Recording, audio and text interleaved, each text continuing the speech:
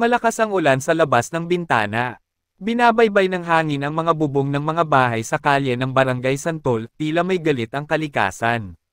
Sa isang lumang boarding house sa may kanto, nakahiga si Nathan, 22 anyos, estudyanteng kumukuha ng kursong engineering. Basang-basa ng pawis ang kanyang puting t-shirt, at nanginginig siya sa ginaw at lagnat. Tay! Nay!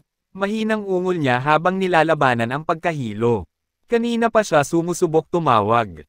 Sa huling tawag ay sinagot ng ina. Anak, hindi kami makakaalis. Lubog ang kalsada rito sa probinsya. Delikado ang biyahe, anak. Humigop ka na lang ng mainit na sabaw kung kaya mo. Napapikit si Nathan. Kumikirot ang ulo niya. Ang katawan niya'y tila pinapako sa kama, masakit ang bawat galaw. Pero sa kabila ng lahat ng iyon, isa lang ang tumakbo sa isip niya, ang pinsan niyang si Julie. Si Julie, 24 anyos, ay isang nurse sa isang pribadong ospital. Malapit lang ang boarding house nito sa tinutuluyan ni Nathan. Matagal na silang magpinsan, pero hindi sila lumaki na magkasama. Sa totoo lang, naging malapit lamang sila nitong kolehiyo, nang parehong sa Maynila na sila nakatira. Tumunog ang cellphone ni Julie. Nathan. Ate, hindi ko na kaya, ang nanginginig na tinig sa kabilang linya. Parang lalag Nathan na ako hanggang mamatay. Maya-maya, dumating si Julie, basang-basa ng ulan, may dalang thermometro, gamot, at isang maliit na thermal flask. Pagpasok sa loob, naamoy niya ang halo-halong amoy ng pawis, gamot, at humidong hangin ng kwartong kulob. Napatakbo siya agad kay Nathan. Anong nangyari sa'yo, Goy? Grabe ka na yata. Hinipo niya ang noo ng binata. 40.3 degrees C. Lagnat na lagnat ka. Dapat nasa ER ka na nito. Pero dahil walang ambulansya, at dahil hindi na rin siya pinayagang bumalik ng ospital sa kasagsagan ng bagyo, si Julie na mismo ang nagdesisyong manatili. 3 araw silang magkasama sa loob ng kwarto. Si Julie ang nagluluto ng lugaw, nagpupunas ng katawan ni Nathan gamit ang maligamgam na tuwalya, nagpapainom ng gamot, at minsan ay siya na rin ang tumutulong paliguan ang binata. Sa ikalawang araw, nang sobrang taas ng lagnat ni Nathan at hindi niya kayang kumilos, kusa nang tinanggal ni Julie ang damit nito at pinunasan ang buong katawan. Walang mali siya sa una. Propesyonal. Medikal. Pero sa pagdaan ng gabi, sa tindi ng init, hindi lang ng katawan ni Nathan kundi ng tensyon sa pagitan nila, may kakaibang kuryenteng hindi nila maipaliwanag. Madilim ang paligid. Wala na ring kuryente. Kandila lang ang nagsisilbing ilaw sa loob ng kwarto. Dahil umuulan pa rin, mas lalong naging malamig ang paligid. Humiga si Julie sa paanan ni Nathan, pero hindi siya mapakali. Lamig na lamig ako, ani Julie. Ako rin, pero parang may kung ano sa dibdib ko.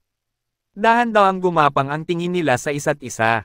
Walang nagsasalita, pero sa katahimikan, nagsimulang gumalaw ang mga damdamin. Hanggang sa, unti-unti, naglapat ang kanilang mga labi. Mainit, matagal, at sa tindi ng uhaw nila sa init, parehong humantong sa isang bawal ngunit mariing pagnanais ang gabing iyon. Kinabukasan, bumaba na ang lagnat ni Nathan. Ngunit mas mabigat ang pakiramdam niya, hindi na sa katawan, kundi sa puso. Si Julie ay tahimik, iwas ng tingin. Pareho nilang alam na may nangyari. At pareho nilang alam, hindi dapat iyon. Ate, bulong ni Nathan. Wag na, Nathan, hindi na dapat pag-usapan. Nangyari lang dahil sa sitwasyon. Pero ayokong magpanggap na wala akong naramdaman. Magpinsan tayo. Tahimik ang paligid. Nang tumigil na ang ulan at bumalik ang kuryente, bumalik na rin si Julie sa kanyang boarding house. Bumalik sa normal ang lahat, kunwari. Ngunit gabi-gabi, naiisip ni Nathan ang kanyang naramdaman, at ang init ng katawan at damdaming pinagsaluhan nila ni Julie. Hanggang isang araw, tumawag si Julie. Nathan, kailangan nating mag-usap. May kailangang malaman ka. Mag-aalas 11 na ng gabi nang tumanggap ng tawag si Nathan mula kay Julie. Bahagya pa siyang kinabahan, lalo't simula nang umalis ito ay hindi na sila muling nag-usap. Pinilit nilang baliwalain ang nangyari, ngunit hindi iyon ganon kadali. Nathan, kailangan nating mag-usap. May kailangang malaman ka, sabi ni Julie, mahina ngunit may bigat sa tinig. Hindi agad nakaimik si Nathan. Ate, may problema ba? Sa ospital ko na lang sasabihin. Bukas ng alas 2, sa coffee shop sa tapat ng Pakiusap, huwag kang malalit. Dumating si Nathan sa tagpong oras. Suot ni Julie ang kanyang nurse uniform, ngunit hindi niya pinansin ang mga dumadaan. Nakaupo siya, seryoso ang mukha, halatang hindi natutulog ng maayos. Salamat at dumating ka, bungad ni Julie. Tahimik lang si Nathan. May nangyari sa atin, panimula niya, at ayokong magsinungaling sa'yo, o kahit sa sarili ko. Hindi ko ito pinalampas. Pinilit kong itanggi, pero hindi ko kaya. Dahan-dahan niyang inilabas ang isang pregnancy test kit mula sa maliit niyang pouch. 2 ang linya. Buntis ako, Nathan. Tumigil ang mundo ni Nathan. Umiikot ang kanyang paningin, parang bumalik ang lagnat. Pinilit niyang magpakatatag. Akin ba? Napatitig si Julie. Oo, walang ibang maaaring maging ama. Hindi ako ganong klase, Nathan. Alam mong ikaw lang ang naging ganon. Lumunok si Nathan. Hindi niya alam kung matutuwa ba siya o matatakot. Nathan, magpinsan tayo. At alam nating pareho, hindi ito basta-basta matatanggap ng pamilya natin, ani Julie, habang pinipigilan ang luhang pumapatak sa kanyang pisngi. Pero bata to, Julie, buhay ito. Hindi ko kayang talikuran to. Hindi ko hinihingi ang suporta mo. Sinabi ko to kasi gusto kong maging tapat.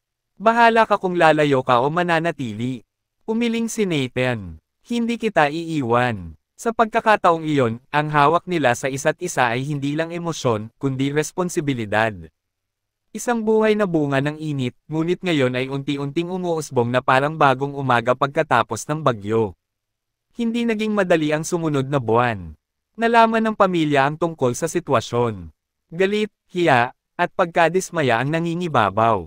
Pinsan mo yan. Anong ginawa nyo? Sigaw ng tiyuhin nila. May ilang nagsabing dapat ipadana, may iba namang nagmungkahi ng pagpapalaglag. Ngunit buo ang pasya ni Julie, itataguyod niya ang bata. At si Nathan, kahit binabatikos ng kanyang mga magulang, ay nanatili sa tabi ni Julie. Lumipat siya sa boarding house nito, nagsimula silang mamuhay bilang magka-partner, habang unti-unti nilang binubuo ang plano para sa kinabukasan ng kanilang anak. Lumipas ang buwan. Habang lumalaki ang tiyan ni Julie, lumalalim din ang samahan nila. Ngunit nanatili itong isang lihim sa mundo. Hindi sila maaaring ikasal. Hindi sila maaaring magpakilala bilang mag-asawa sa mata ng lipunan. Ngunit sa loob ng kanilang simpleng tahanan, tunay ang pagmamahal. Sa gabi, hinahaplos ni Nathan ang tiyan ni Julie. Kamukha ko to, biro niya. Mas mabuti kung kamukha ko. Mas maganda, sagot ni Julie, sabay ngiti. Sa kabila ng lahat, natagpuan nila ang pansamantalang katahimikan. Ngunit walang lihim ang hindi nabubunyag. Isang araw, habang nasa ospital si Julie, dumating ang kanyang ina mula sa probinsya, at nakita siya, may malaking tiyan. Kasunod noon, kumalat ang balita. Pati mga kapitbahay ni Nathan ay nagtaka ng mapansing nakatira na ito sa bahay ng pinsan. Hanggang sa dumating ang isang imbitasyon mula sa simbahan. Isang parish meeting tungkol sa moralidad ng kabataan ngayon. Isa lang ang malinaw, sila ang paksa.